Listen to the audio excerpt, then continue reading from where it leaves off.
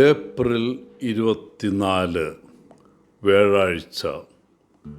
ലൂക്ക 24 35 മുതൽ 48 വരെ വാക്യങ്ങൾ. ഇന്ന് യേശു വീണ്ടും ശിഷ്യന്മാർക്ക് പ്രത്യക്ഷപ്പെടുന്നു.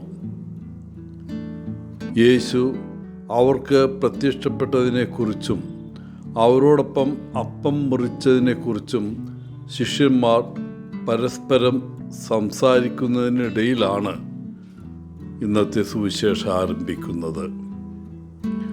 അവർ ഇതിനെക്കുറിച്ച് സംസാരിച്ചു കൊണ്ടിരുന്നപ്പോൾ യേശു വീണ്ടും അവർക്ക് പ്രത്യക്ഷപ്പെട്ടു. തുടർന്ന് യേശു അവരെ ലളിതമായ വാക്കുകളിൽ അഭിവാദ്യം ചെയ്തു.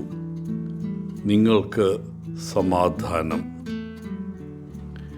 ഈ വാക്കുകൾ ഒരു ആശംസയേക്കാൾ വലുതാണ്.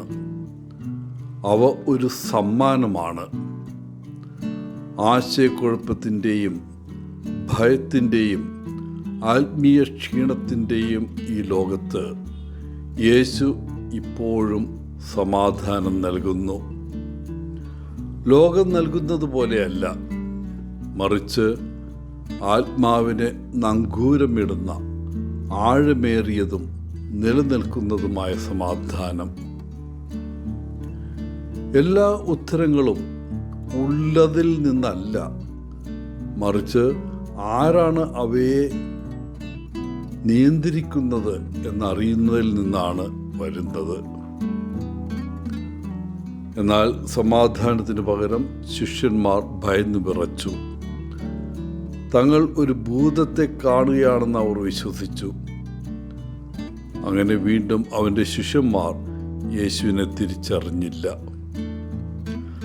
അപ്പോൾ യേശു അവരോട് ചോദിക്കുന്നു, നിങ്ങൾ എന്തിനാണ് അസ്വസ്ഥരാകുന്നതും ഭയപ്പെടുന്നതും? നിങ്ങൾ എന്തിനാണ് ചോദ്യം ചെയ്യുന്നത്? യേശു അവരെ തൻ്റെ കൈകളെയും കാലുകളെയും നോക്കി താൻ യഥാർത്ഥത്തിൽ യേശുവാണെന്നും അവരുടെ ഗുരുവും സുഹൃത്തും കർത്താവുമാണെന്ന് സ്വയം കാണാൻ ക്ഷണിക്കുന്നു. യേശു അവരോട് വന്ന് തന്നെ സ്പർശിക്കാനും താൻ യഥാർത്ഥത്തിലുള്ള വ്യക്തിയാണെന്ന് അനുഭവിക്കാനും ആവശ്യപ്പെടുന്നു. സാവധാനം ശിഷ്യന്മാർ അവരുടെ സുഹൃത്തും ഗുരുവുമായ യേശു യഥാർത്ഥത്തിൽ അവരുടെ ഇടയിൽ ഉണ്ടായിരുന്നു എന്ന യാഥാർത്ഥ്യം ഉൾക്കൊള്ളാൻ തുടങ്ങി. തുടർന്ന് യേശു തിരുവെഴുത്തുകൾ മനസ്സിലാക്കാൻ അവരുടെ മനസ്സ് തുറന്നു. ക്രിസ്തു കഷ്ടപ്പെടുകയും 3-ാം ദിവസം മരിച്ചിൽ നിന്ന് ഉയർത്തെഴുന്നേൽക്കുകയും ചെയ്യുമെന്ന് എഴുതിയിട്ടുണ്ടെന്ന് അവൻ അവരോട് പറഞ്ഞു. എല്ലാ ജനതകളോടും തൻ്റെ നാമത്തിൽ മാനസാന്തരവും പാപമോചനവും പ്രസംഗിക്കപ്പെടും.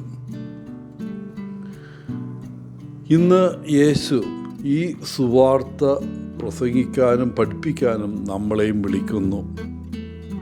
അത് ചിലപ്പോൾ വാക്കുകളിലൂടെ ആയിരിക്കാം, അല്ലെങ്കിൽ നമ്മുടെ മാതൃകയിലൂടെയും ആകാം.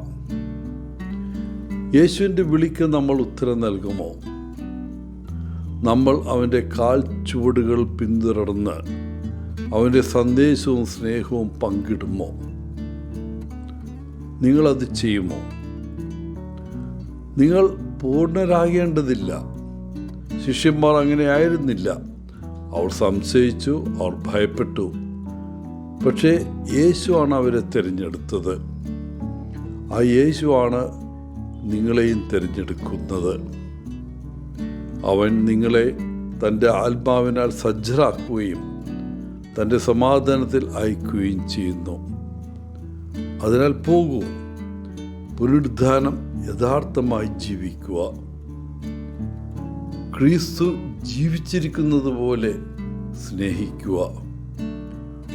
ഉയർത്തെഴുന്നേറ്റവനെ കണ്ടതുപോലെ സംസാരിക്കുക. കാരണം നിങ്ങൾ കണ്ടിട്ടുണ്ട്. ഒരുപക്ഷെ നിങ്ങളുടെ കണ്ണുകൾ കൊണ്ടല്ല, മറിച്ച് നിങ്ങളുടെ ആത്മാവിൽ, നിങ്ങളുടെ പരിവർത്തനത്തിൽ, ജീവിതത്തിൽ. അതുകൊണ്ട് പ്രിയപ്പെട്ടവരെ, നമ്മളൊരു സാക്ഷികളാണ്. പോയി ലോകത്തിന് തീ കൊളുത്തുക.